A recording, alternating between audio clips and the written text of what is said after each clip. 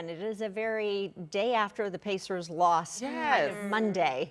Rainy, gloomy, but hopefully this will not stick around. But this is a live look right now as one of our crew members driving up and down those roads. This is 38th Street here this morning. You know, Mondays feel a lot better when the Pacers win. They do. They do.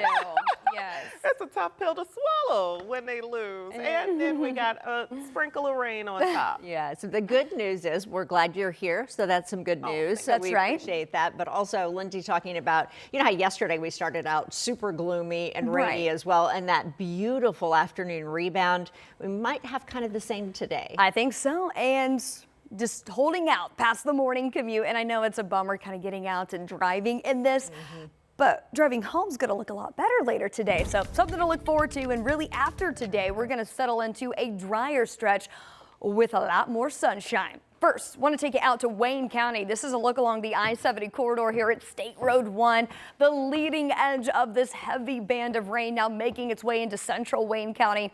And you can see the frequent lightning and the very heavy rainfall here along this stretch. And that is creating some visibility issues as well as creating some waterlogged roadways. So that camera located kind of right here over Cambridge City. Frequent lightning embedded within the leading edge of this. This is the looping radar for the past 45 minutes, by the way. This is going to be tracking toward Richmond, now making its way into Connorsville, and Rushville's been getting some very heavy rainfall as these thunderstorms track across Rush County. And they have been over the past 45 minutes or so. Back behind this, here around the Indy Metro, obviously the heaviest of the rain has since moved through.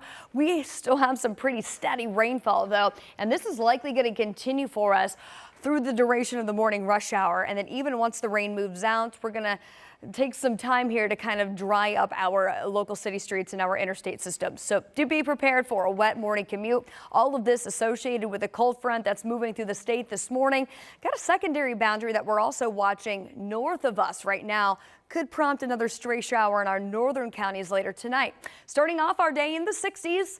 The exception is Lafayette, currently at 57, but everybody today going to recover into the 70s with more of that dry time this afternoon. We'll talk more about some improving conditions and the return of several days of sunshine in your 7-day forecast.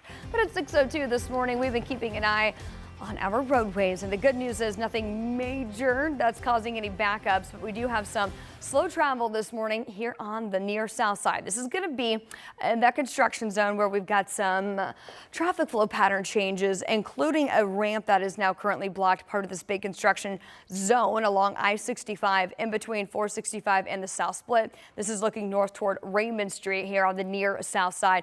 Obviously that steady rain still falling in this zone, and we'll be watching out for the potential of some ponding on a lot of our local city streets and roadways.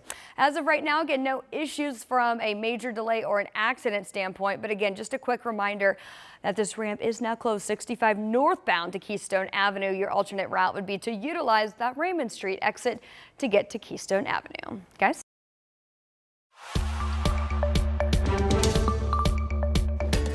Well, out of Hancock County this morning, the trial for a former daycare worker accused of inappropriately touching multiple children is set to begin. Greenfield police say at least 7 children accused 26-year-old Jericho Johnson of touching them inappropriately.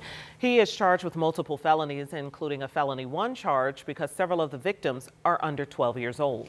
Johnson Worked at multiple child care and educational programs, including Shining Stars Child Care Academy and YMCA after-school programs. The bench trial is set to begin at 1 this afternoon.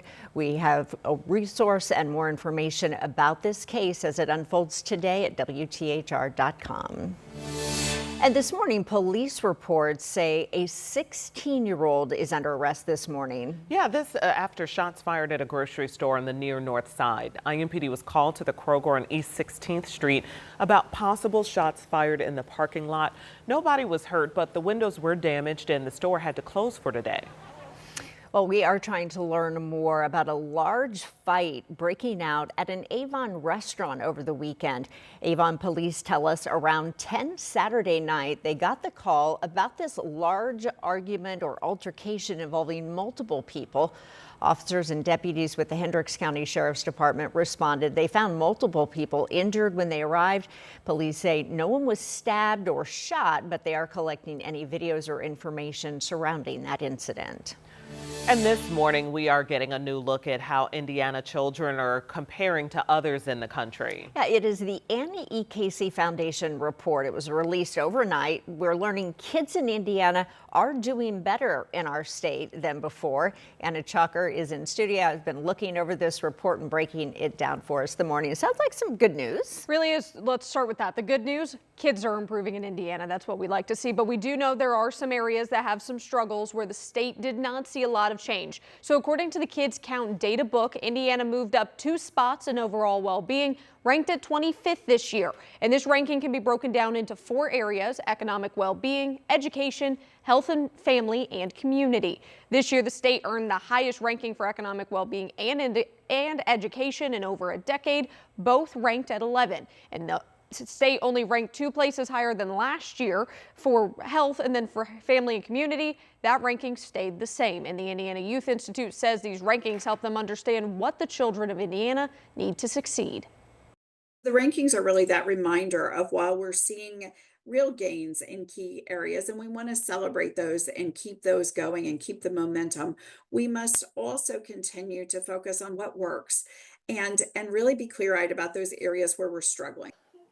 These rankings are meant to show how children are doing after the COVID pandemic. And while we saw that highest jump in education and economic well-being, we also saw some struggles that kids are facing in school and back at home. So we'll break all of that coming up at 6:30. Okay. Thank you, Anna Chalker, reporting this morning.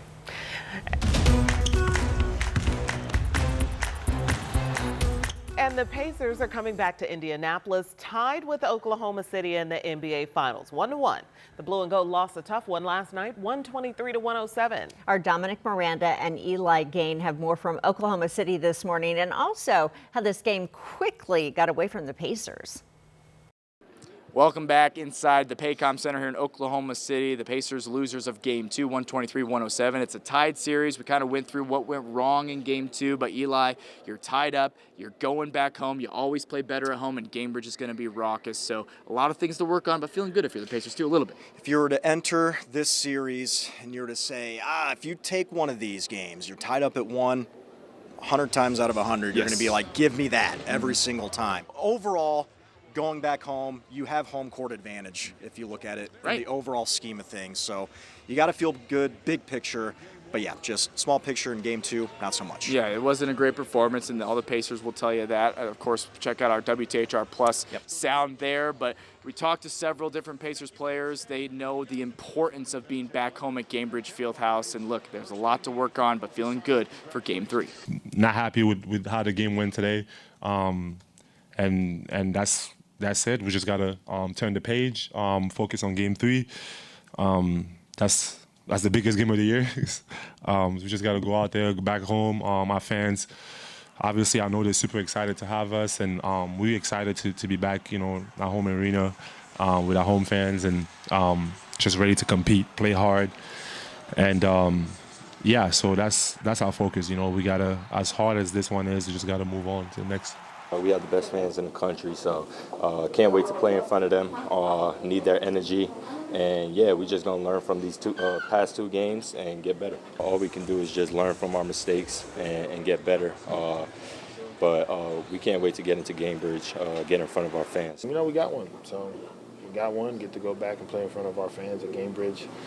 They've been waiting for this for 25 years, so it's exciting to go back and see what the atmosphere will be like. All right, so the momentum shifts now to all of you back at home. Gainbridge Fieldhouse for Game 3, Wednesday at 8:30. Cannot wait for it. They have not witnessed an NBA Finals game in 25 years. Wow. Going to be something to see. Also, the Pacers have not lost back-to-back games since March 10th of this year. Yeah, look, the Oklahoma City are good at home, but so too are the Indiana Pacers. Right. They're going to make those adjustments. You got Rick Carlisle leading the way, and you got guys who want to bounce back. Tyrese Halliburton, chief among them. Look, 7 Pacers players in double figures, but they know there's a lot to improve on as well. So we'll see what happens in Game 3. Be sure to keep it locked on air and, of course, on WTHR Plus for all your Pacers playoff coverage. For Eli Gain, I'm Dominic Miranda, 13 Sports. All right, good job, guys. We're just hoping we can survive the sleep schedule with these games, staying up so late. Oh my goodness, don't get me started. Well, hey, basketball here in Indy this weekend was a big part of a big weekend event on the east side. Yeah, teams of all ages competed in the Community Love Fest. It was a Dust Bowl at Washington Park. The tournament started Saturday with young players, and then it wrapped up with older teams yesterday. So this is also more about basketball. Dozens of organizations were there to bring needed resources to this neighborhood. We use basketball as the hook. We know everybody in Indiana thinks they either can play basketball or they can coach. So that's Indiana. As they say, basketballs are raised here. So, but yeah, that basketball is the hook. And then once we get them hooked, we bring them in, introduce them to our resources that we have within our community that we can reach out and help, jobs, health department, and so forth, things of that nature. Love that. So this entire event was put on by Indiana's Mike Epps Foundation. Organizers hope to share his passion of empowering Indy's youth every day. I love they call it the Love Fest. I do too. It's Yeah. exactly what it is, right, Linz? Loved it, and I hope they had a wonderful day weather-wise. It was fantastic. Had some dry weather in the afternoon.